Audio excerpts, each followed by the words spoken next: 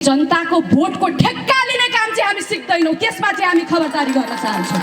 जनताको भोटको ठेक्का लिने प्रयत्न गरिरहेका छन्, तिनलाई खबरदारी गर्नुपर्ने दिन आएको छ। अब बदलिने बेला आएको छ, अब बदल्ने बेला आएको छ।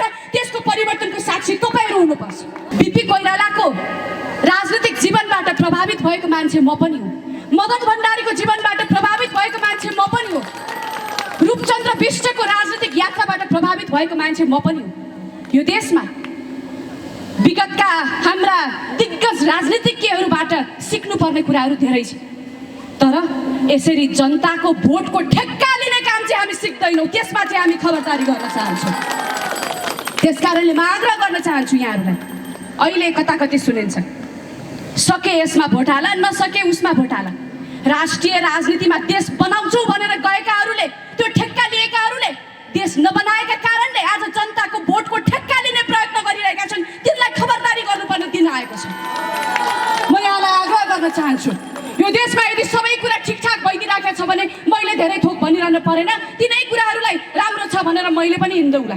तर यदि यो देशमा केही कुरा ठिक भइरहेको छैन भने अब बदलिने बेला आएको छ, अब बदल्ने बेला आएको छ। त्यसको परिवर्तनको साक्षी तपाईँहरू हुनुपर्छ। अब यो पटक पनि हामीले बदलेनौँ भनेदेखि भविष्यमा कहिले पनि हामीले बदल्न सक्ने छैनौँ, किनभने यो देशमा अहिले परिवर्तनको जुन लहर चलेको छ, हाम्रा बेचिएका युवाहरू, विदेश धकिलिएका युवाहरू आज विदेशमा बसेर पनि देश परिवर्तन हुनुपर्छ भनेर आवाज उठाइरहनु भएको छ। हिजोका दिनमा हाम्रा युवाहरूले रोजगारी माग्नुभयो, यो देशमा सेवा सुविस्ता माग्नुभयो। हाम्रो यो देशका नेतृत्वहरूले हाम्रा युवाहरूलाई विदेशको बाटो देखाइदिनु भयो। अब विदेशमा भएका हाम्रा युवाहरूले पनि त्यहीबाट जवाफ दिनुपर्छ। हामीलाई यसरी देशबाट लखेटिएकाहरूलाई अब हामीले मतपत्रबाट जवाफ दिनुपर्छ भनेर भनिरहनु भएको छ, घर घरमा भनिरहनु भएको छ। आज हरेक घरमा सन्देश पठाइरहनु भएको छ। लाल पूजा त सबैभन्दा धेरै तपाईँहरूलाई यहाँ बाचा गरेको तर कहिल्यै पनि पुरा नगरेको समस्या रहेछ। एक टुक्रा जमिन, नेपालको संविधानले आवासको हक सुनिश्चित गरेको छ, एक टुक्रा जमिन सबैको अधिकार।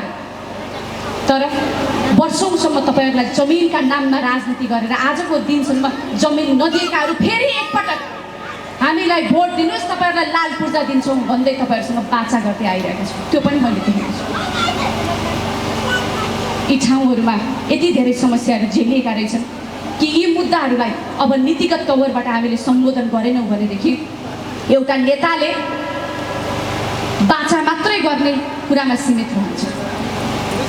यो देशमा नागरिकहरूले यदि आफ्नो समस्याहरूबाट मुक्ति पाउँछन् भने त्यो देशको नीतिबाट सम्बोधन भए मुक्ति पाउँछ।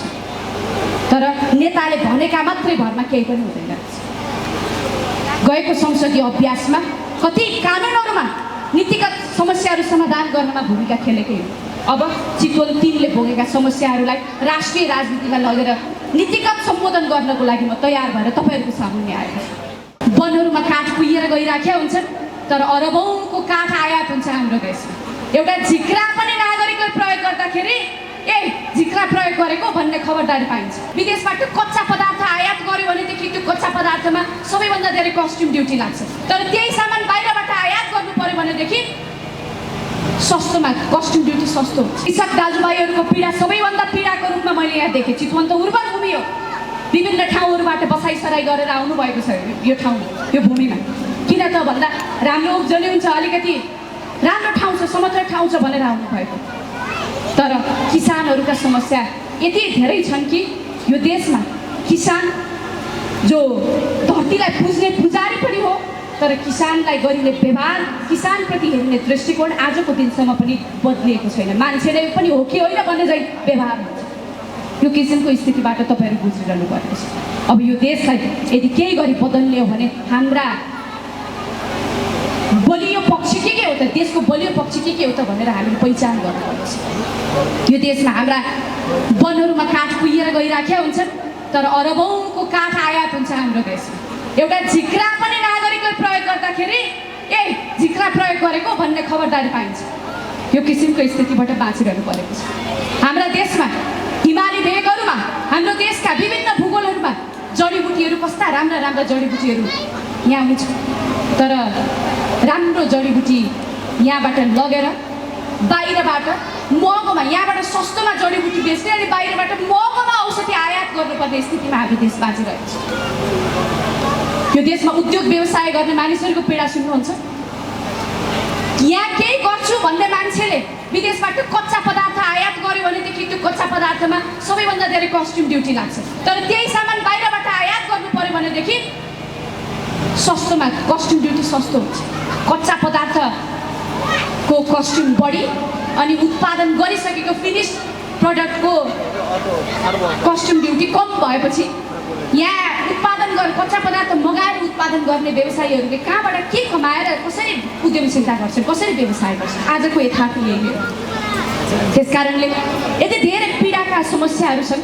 मैले यहाँहरूलाई अरू थोक धेरै भनिनँ। यसपटक युग परिवर्तन गर्ने नेपालको राजनीतिक इतिहासमा युग परिवर्तन गर्ने निर्वाचन हुँदैछ। त्यो निर्वाचनको बेला सम्झिनुहोस् कसरी गएको भदौको 23 गते हाम्रा कलिला भाइ बहिनीहरूलाई गोली हानिएको त्यो कुरा तपाईँहरूले सम्झिनुहोस्। ती आदेश दिनेहरू कहाँ थिए त्यो कुरा सम्झिनुहोस्।